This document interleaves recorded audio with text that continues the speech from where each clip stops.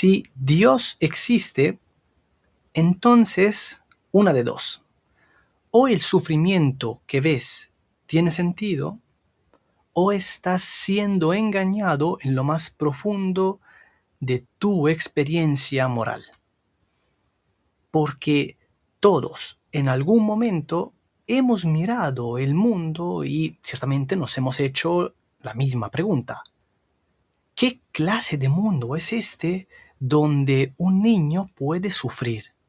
Donde el inocente cae, donde el mal parece no solo existir, sino incluso triunfar. Y no estamos hablando de una duda académica, no. Estamos hablando de una herida intelectual y moral. La sensación, por tanto, de que si Dios existe, algo no encaja. Y si no existe, entonces nada encaja en absoluto. Pues este es justamente el núcleo del problema del mal. La aparente contradicción entre, por un lado, un Dios omnipotente, perfectamente bueno, y por otro, en cambio, la realidad del sufrimiento que nadie ha consentido. Hoy traemos a colación, ponemos sobre la mesa un tema que ciertamente incluso vas a ver algo incómodo, porque no todas las respuestas al problema del mal son realmente respuestas. Algunas, de hecho, son simplemente reformulaciones del problema mismo que en realidad no nos permiten así poder entonces avanzar y llegar hasta el núcleo, hasta el punto específico o el quid de la cuestión. Primero, antes que nada, vamos a tratar entonces de hacer una clasificación. Tenemos que proceder con distinciones, porque si no, de otro modo, no vamos a poder entender nada de la solución final. Entonces, tenemos que empezar justamente con una clasificación del mal, que es la siguiente. Cuando hablamos del mal, antes que nada nos tenemos que preguntar de qué estamos hablando, qué es exactamente el mal y además cómo también podemos referirnos a este. Bien, entonces, tenemos que ser capaces de distinguir, cuando menos, entre estas tres especies de mal. Por un lado, el mal natural, después el mal de pena y finalmente el mal de culpa. El orden es totalmente arbitrario. Se puede, por tanto, alterar sin ningún problema.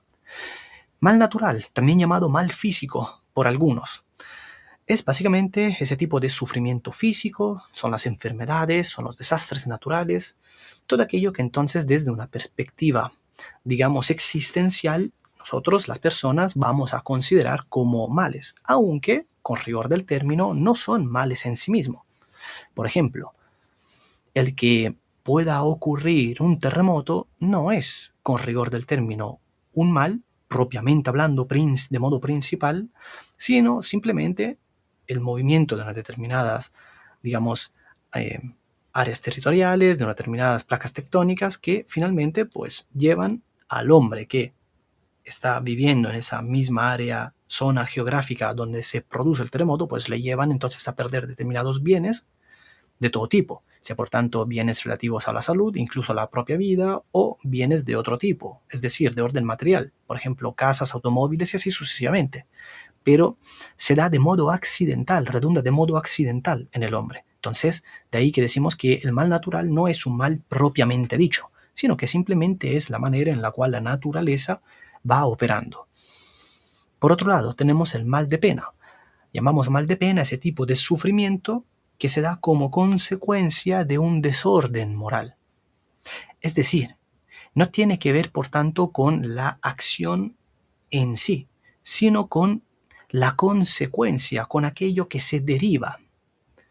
Lo cual, entonces, puede ser no solo de nuevo, consecuencia en este caso normal o natural a una determinada mala acción, sino que también llamamos, y sobre todo, llamamos mal de pena a ese que se deriva, por tanto, de un castigo, incluso.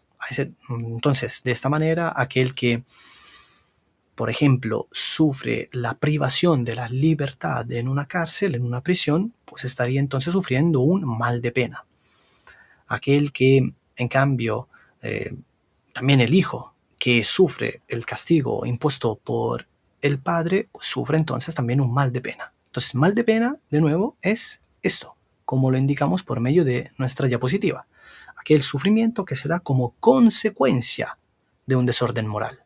Desorden que puede haber sido causado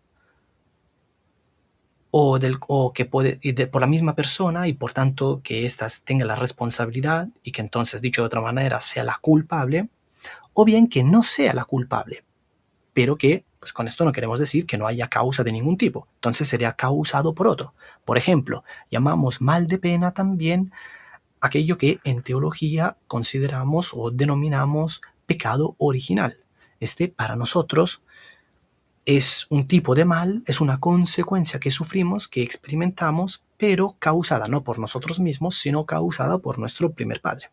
Claro, esto desde una perspectiva teológica, por tanto, aquí hay unos determinados presupuestos que, dado que ahora no estamos en teología, simplemente estamos comentando.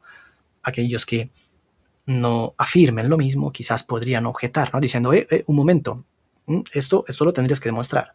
Tranquilos, todo a su debido tiempo. Lo haremos en las siguientes secciones propias de este curso. Ahora simplemente estamos mencionando cuáles son algunas de las maneras en las cuales nos referimos, en este caso específico, al mal de pena. Y finalmente, tal como lo indicamos, el mal de culpa.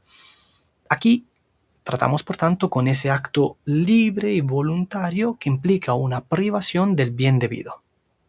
Y por tanto aquí hablamos de aquello que también de otro modo es conocido como el mal moral. Bueno, este en principio, por tanto, es la clasificación o división del mal.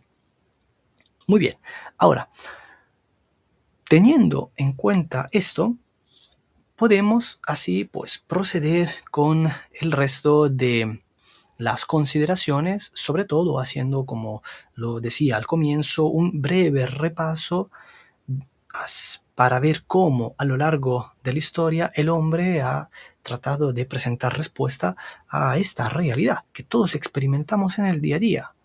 Unos en mayor, otros en menor medida, pero todos experimentamos el mal de un modo u otro. Y sin embargo, antes de continuar, me gustaría que me pudieran decir en los comentarios, tanto los que están asistiendo a la lección ahora aquí en vivo, así como también aquellos que quizás la vean grabada. Me gustaría que pudieran contestar a esta pregunta. ¿Qué les parece más difícil de aceptar? ¿Que Dios permita el mal o que el mal no tenga sentido alguno? Pues así al menos también vamos viendo cuáles son las varias apreciaciones y los varios comentarios que cada uno pueda hacer al respecto. Bueno, entonces, habiendo definido, por tanto, la clasificación del mal, pues tenemos que entender, acto seguido, que esto es un problema filosófico-teológico que intenta conciliar, cuando menos, la existencia de Dios, sobre todo teniendo en cuenta sus atributos más conocidos y que de hecho son aquellos que más conflicto generan a nivel existencial con cada uno de nosotros, a saber, la omnipotencia divina, su omnisciencia, su bondad.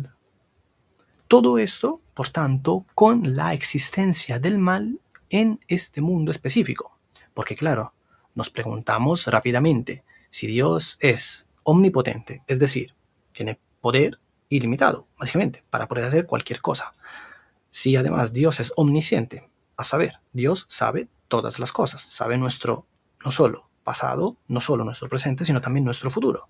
Y si además Dios es perfectamente bondadoso y el mal precisamente parece ser, digamos, tener como cierta incongruencia respecto de estos atributos de Dios, entonces, ¿cómo es posible, en efecto, que se verifique el mal si hay un Dios de este tipo?